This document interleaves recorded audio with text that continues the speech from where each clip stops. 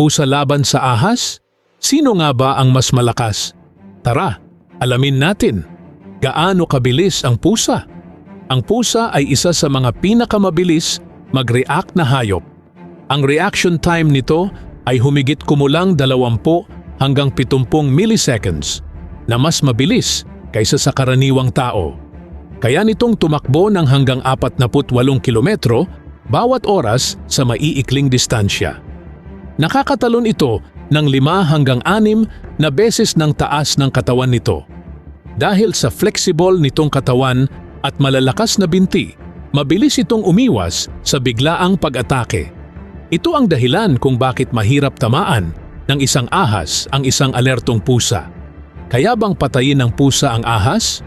Oo, kayang patayin ng pusa ang ahas, lalo na kung una, maliit o batang ahas ang kalaban. Pangalawa, hindi makamandag ang ahas. Pangatlo, may sapat na espasyo ang pusa upang makaiwas sa bawat atake. Gayunpaman, kung ang ahas ay malaki at makamandag gaya ng cobra o viper, maaaring maging delikado ang laban. Isang kagat lamang ng makamandag na ahas ay maaaring makamatay sa pusa. Paano nilalabanan ng pusa ang ahas? Narito ang karaniwang estratehiya ng pusa. Una, pinagmamasdan muna ang ahas. Hindi agad sumusugod ang pusa. Tinitingnan muna nito ang galaw ng kalaban. Pangalawa, pinapagod ang ahas.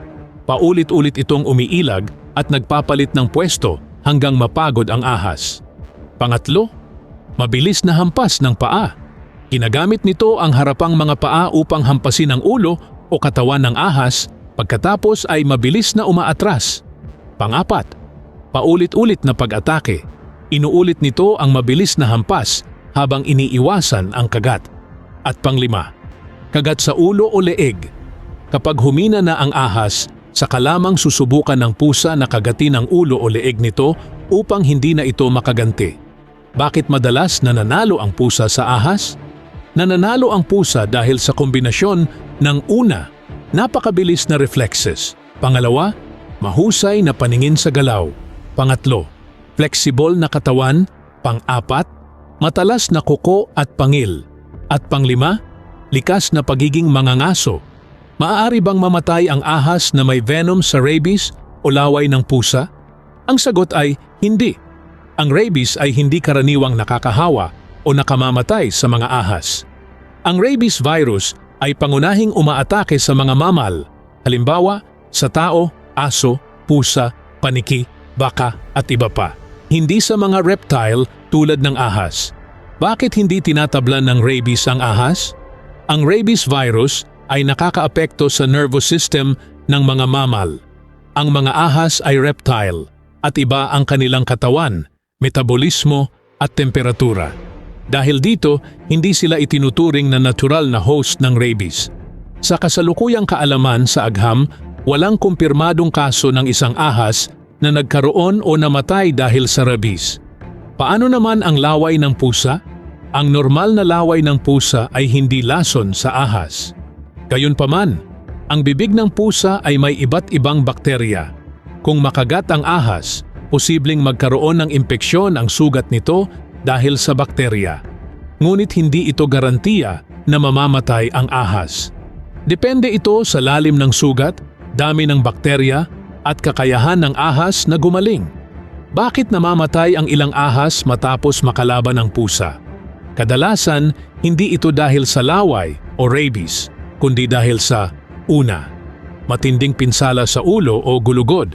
Pangalawa, paulit-ulit na hampas at kagat ng pusa. Pangatlo, pagdurugo o internal injuries.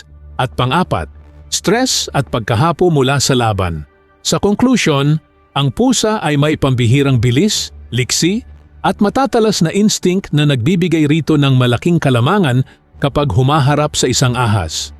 Kaya nitong talunin o mapatay ang ilang uri ng ahas, lalo na kung maliit o hindi, makamandag ang kalaban. Gayunpaman, hindi ito nangangahulugang ligtas ang pusa sa lahat ng pagkakataon, dahil ang isang kagat ng makamandag na ahas ay maaari pa ring maging nakamamatay. Mahalaga ring tandaan na hindi namamatay ang ahas dahil sa rabies o laway ng pusa. Kung mamatay man ang ahas matapos ang kanilang engkwentro, ito ay kadalasang dahil sa matinding pinsalang dulot ng mga hampas at kagat ng pusa at hindi dahil sa rabis o anumang lason sa laway nito. Sa huli, ang pinakamainam na gawin ay huwag hayaang maglaban ang pusa at ahas. Ang paglalayo sa dalawa at paghingi ng tulong sa mga awtoridad o eksperto kung kinakailangan ang pinakamabisang paraan upang mapanatiling ligtas ang parehong tao at alagang hayop. Ngayon, alam mo na ang tunay na sagot.